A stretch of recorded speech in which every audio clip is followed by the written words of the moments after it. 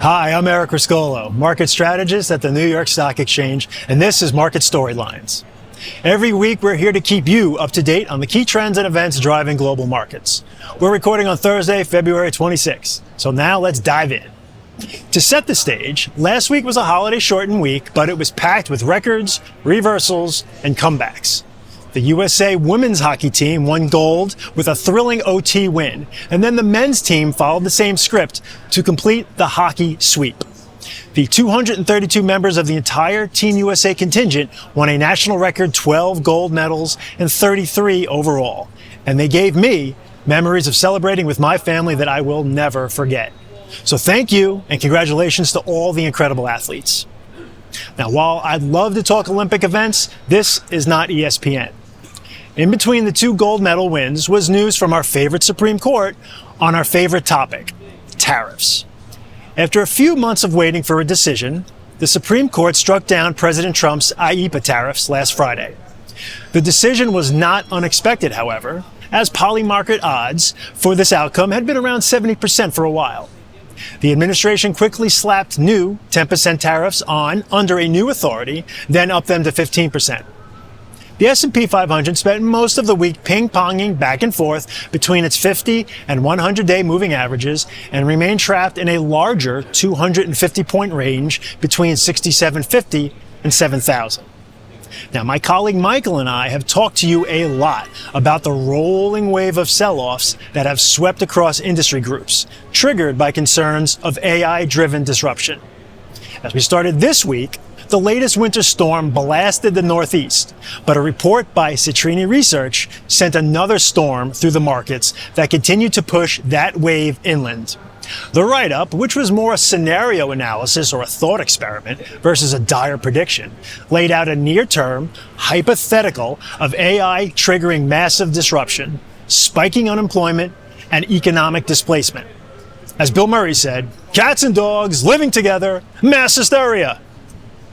And with the market already concerned for a while about how to model the impact of AI, good and bad, the report helped bring a sea of red across the tape on Monday.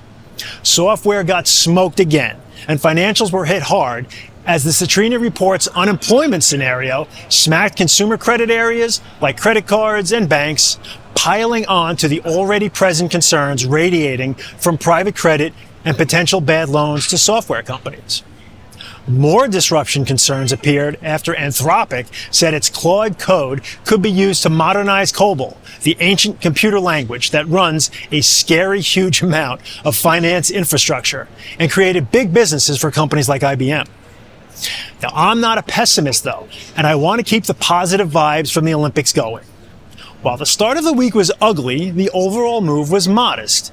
The S&P finished down 1%, an average bad day. Also, some of the weakness could be attributed to understaffed trading desks due to the storm and the options expiration from last week. After a night of sleep, equities bounced the next day and recouped most of Monday's losses.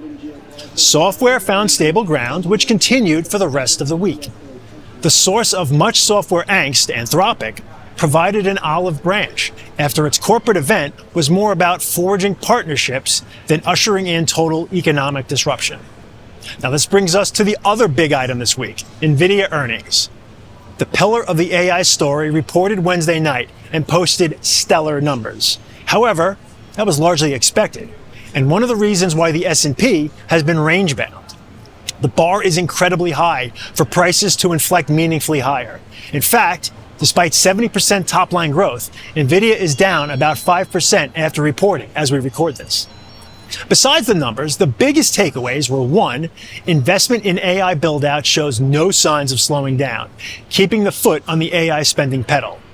2, Nvidia CEO Jensen Huang said the ChatGPT moment of agentic AI has arrived, signaling evolution into prolific and specifically tuned applications of the technology beyond just content generation.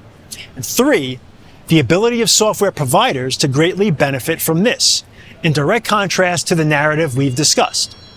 Speaking of software, Bellwether's Salesforce and Snowflake also reported. Results were solid with no signs of disruptive forces at play. Both names are trading higher. The IGV software ETF is up about 2% today, and today has flipped with the hardware group in terms of performance, as the rest of the semis complex follows Nvidia lower. We'll be watching to see if this counter trend continues. Hardware weaker, software stronger. If so, that would add to the significant rotations in the equity market we've already seen this year. The risk-off market stance this week is showing up in sector performance. The defensive utilities and consumer staples are leading, while consumer discretionary and comm services are lagging. Financials have stabilized. The rest of the sectors are bending but not breaking, providing enough support to keep the S&P 500 floating within its longer-term range. The 100-day moving average continues to provide support, and the 50-day is proving a difficult level from which to see any sustained upside. We'll see if today's move can be sustained. We're currently flat for the week, while the equal weight index is up slightly and small cap indexes are flat to slightly lower. Looking at other assets, crude is lower this week as the US-Iran nuclear negotiations take place. The commodity rose as tensions ramped, and the overhang of a US military strike remains. Precious metals are looking to add to last week's gains. Crypto had one day of real strength on Wednesday, but otherwise is unable to create sustained upside momentum. Bitcoin is struggling to reclaim that $70,000 level. The risk-off environment put a modest bid into Treasuries, with yields down about 5 basis points at the long end, though most of that move happened on Monday. Now let's take a look at what's coming up. Dell, Autodesk, Block, CoreWeave, and Intuit will report after the close on Thursday. January PPI will be reported tomorrow, Friday. Next week, we get to flip the calendar to March. But before that, Berkshire Hathaway will issue its Q4 earnings and 2025 annual report on Saturday. This will include the first shareholder letter from new CEO Greg Abel, the first time someone other than Mr. Buffett has penned the letter in 60 years. Earnings next week will be heavy, with big retail and consumer-focused names. Norwegian Cruise Lines, AutoZone, Best Buy, Target, Ross Stores, Abercrombie, Brown-Forman, Bath & Body Works, American Eagle, BJ's Wholesale, Burlington Stores, Kroger, Costco, and Gap are just some of the companies reporting. Tech names will include ASML, Broadcom, Marvell, and CrowdStrike. Labor market data will headline the macro releases, with February non-farm payrolls released next Friday. The ADP February employment report, Challenger job cuts, and weekly jobless claims will be released earlier in the week. Q4 productivity and labor costs will also be released. For non-labor data, ISM manufacturing and service PMIs for February will be released on Monday and Wednesday, respectively. The Fed's Beige Book, which provides commentary of economic conditions across 12 Fed districts, will be out. Other releases include retail sales, consumer credit balances, inventories, and import-export prices. Internationally, China's National People's Congress begins next week, where they should lay out economic goals, including GDP growth.